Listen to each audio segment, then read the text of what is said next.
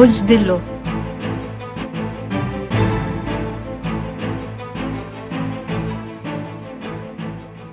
یہ ایک آرام دہ دن ہے اور آپ کو کچھ مالی مسائل کا سامنا کرنا پڑ سکتا ہے۔ پیشہ ورانہ یا کاروباری محاذ پر چیزیں آپ کے منصوبے کے مطابق ہو سکتی ہیں۔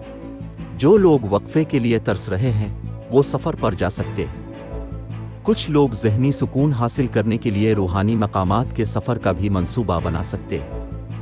آپ کو جائیداد کے کچھ سودے مل سکتے ہیں۔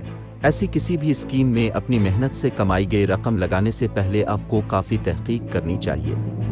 آپ کے کزنز یا پیاروں کے ساتھ لطف اندوز ہونے کے لیے بہت کچھ ہے، اس لیے اپنے مصروف شیڈول میں سے کچھ وقت نکالیں اور گھریلو خواتین کی طرف سے منعقد کی جانے والی تقریب میں شرکت کریں۔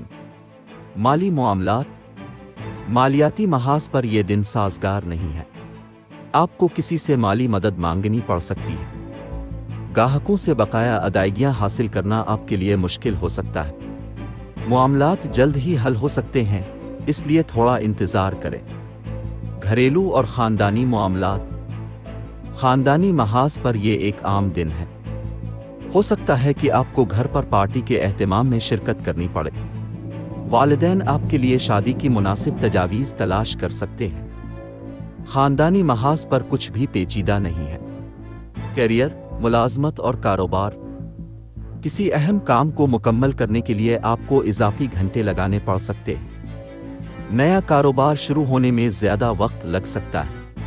آپ کے ساتھی کسی اہم چیز پر اب سے مشورہ یا رہنمائی حاصل کر سکتے ہیں۔ صحت اور تندرستی۔ وہ لوگ جو ڈائٹ پلان پر عمل کرتے ہیں اور روزانہ ورزش کرتے ہیں وہ جلد ہی اپنے فٹنس اہداف حاصل کر سکتے ہیں اور اپنے وزن کو کنٹرول کر سکتے ہیں۔